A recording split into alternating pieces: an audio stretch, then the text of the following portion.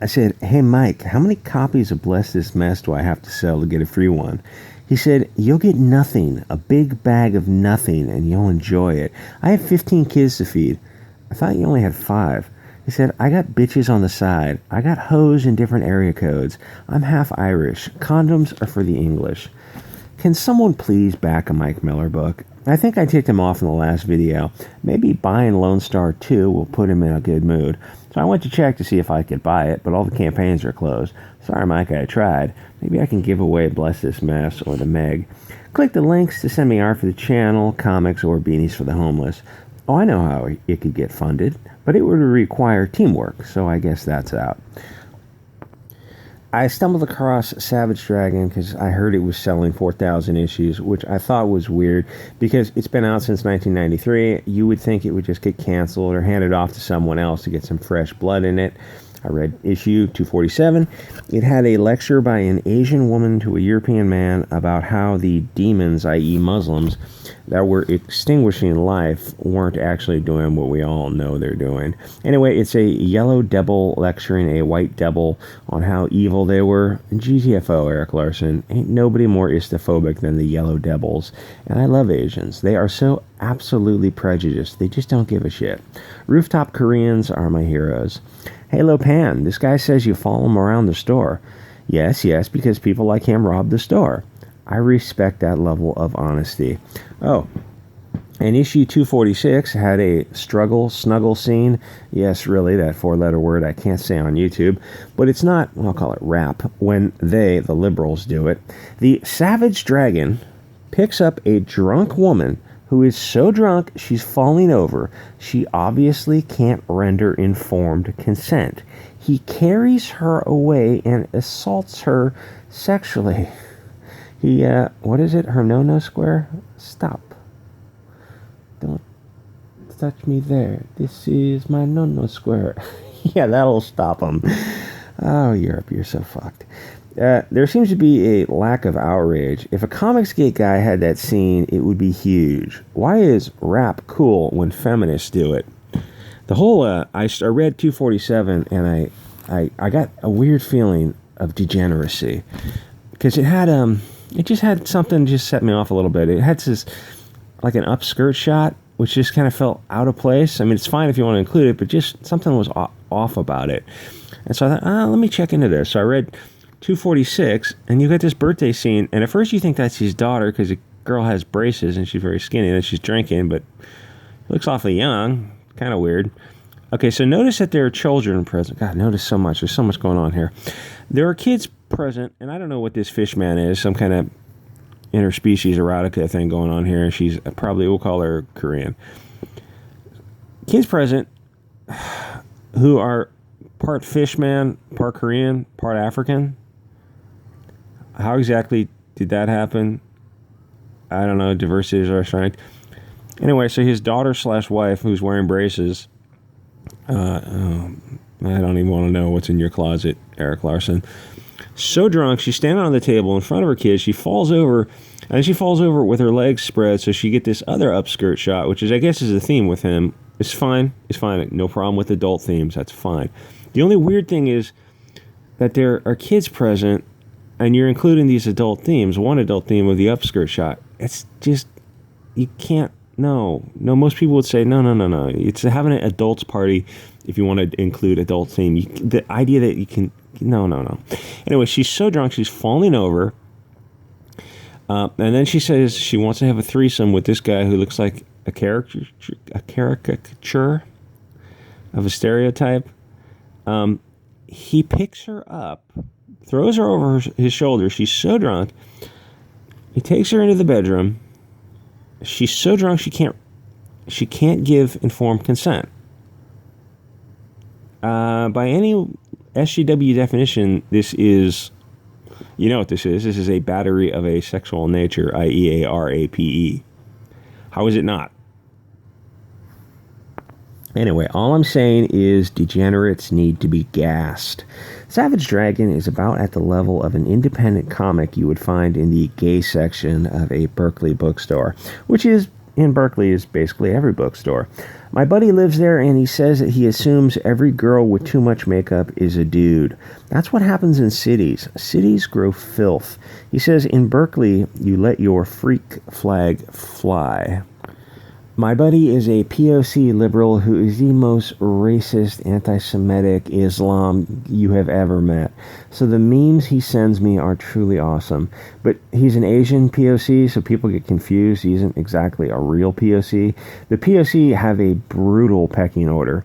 Anyway, Savage Dragon is sort of a pet project. It sells about 3,600 copies a month, but it's almost at 250 issues. Most people would have canceled it by now. Move on to a new character. Or for God's sakes, try to write better. Hire a writer who isn't going to spout how phobic the English were 100 years ago.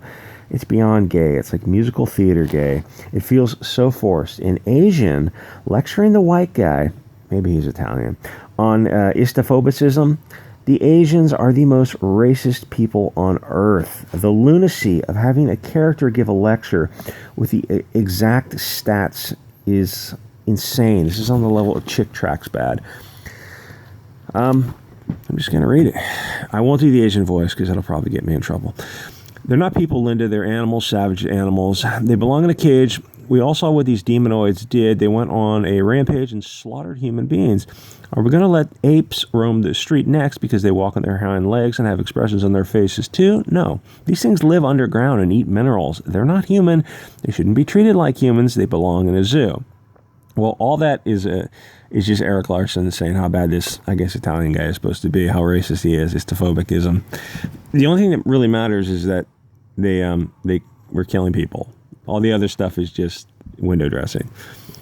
In the summer of 1906, I won't say that, a young black pygmy man carrying a wooden bow was on display at the Bronx Zoo. Okay, so you're talking about 100 years ago, 115 years ago.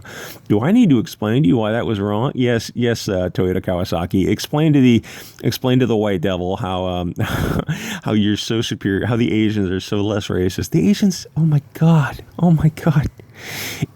You obviously don't know any Asians. Go to Los Angeles or San Francisco. They're the most racist MFers on earth. I won't. Okay. Do I say this? I had this black guy I was friends with, and do I say this? We were watching TV, and it was some kung fu movie, right? And there's some Asians doing all this kung fu, and my buddy, I'll call him Jamal, said, "Oh, they look like a bunch of monkeys climbing around." Well, that's interesting. And then the next year, I went to a different university, and I'm with this Chinese roommate. This guy was great. Barely spoke English, and so we're watching some movie, and there were, I don't know, black guys on screen doing something. And my Chinese guy, I forget his name was, I don't know, he said, they look like a bunch of monkeys crawling around. I couldn't effing believe it. It was... Anyway, my point is, talk to your black friends, your Chinese friends. Each one will try to outdo each other in racism. And what do you hear from the white liberals? Oh, no, it's the white people's fault. Oh, does that include all people with white skin? That's the needle scratch on the record. Anyway, these aren't men and they're not humans. Quit trying to spin this into some race thing, Eric Larson. These are creatures, they're monsters. They eat human beings when they're given the chance. Ota Benga stood a mere 1.22 meter tall and weighed just 46.72 kilogram. And when he smiled, he revealed a set of pointy teeth like a piranha. Was he not human?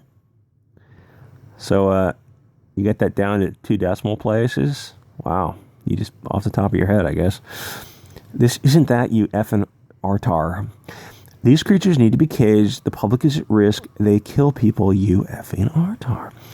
Some people believe that pygmies were a sub-race, closer to animals than humans. Do we really want to make that same mistake? Well, I won't say it. These are people, Scott. They may have different colored skin, but they're human beings. And the zookeepers can scatter bones around their cages, just like they did with Otabenga. But that doesn't change the facts. Well, at least you gave her a mouth like a butthole, but you gave this raving, I don't know what he's supposed to be. I guess Italian. I mean, So it's not really white devil bad, it's Italian devil bad, but we'll call him an honorary white for the article, for this sake of this.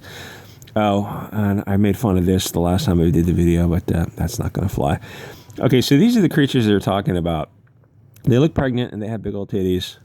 And I guess they can fly and they live underground and they eat rocks. So, no, they don't look human. And it really, I mean, it's just a straw man argument. It's a moot point if they're human. They're eating people. That's the argument. They're eating people. When people commit crime, they need to be put down. It doesn't matter if you want to call them human or not. Just take care of them. Oh, and then this chick, I don't know how much I can say on YouTube. She's fighting the patriarchy, but I guess she's a transgender person. So she fights the demon who is supposed to be analogous to a Muslim, I guess, Muslim invaders. And this is what gave me the weird vibe when you get the upskirt shot. It's like, it just, because the whole comic book feels like it's written for the level of children or really, really dumb adults. And you see this, it's like, it's just a little weird. It's not offensive or anything. It just seemed a little out of place. So she's throwing the dude around, but then she gets stabbed with his phallic symbol, which is symbolically representing the snuggle of Europe. I know this is a little weird, but when you think about it, it's not that weird. The Muslim/demon snuggling, piercing her with bloody piercing her, upskirt shot, blonde hair. Yeah, okay, I've got a tinfoil hat on, but if you read enough of these comics, you start to see this stuff. My point is that if these people can see microaggressions, then so can we. Always use their words and rules against them. The socialists have given us the best tool possible, the ability to redefine words. If they can change reality by shape-shifting words, then so can we. Then there's a scene with kids in cages because Trump. Yeah, all right. It's like these woke idiots just use comics as thinly concealed propaganda. This comic has been around for 30 years and it's barely selling. Hey, Larson, did you make a comic about Obama putting kids in cages?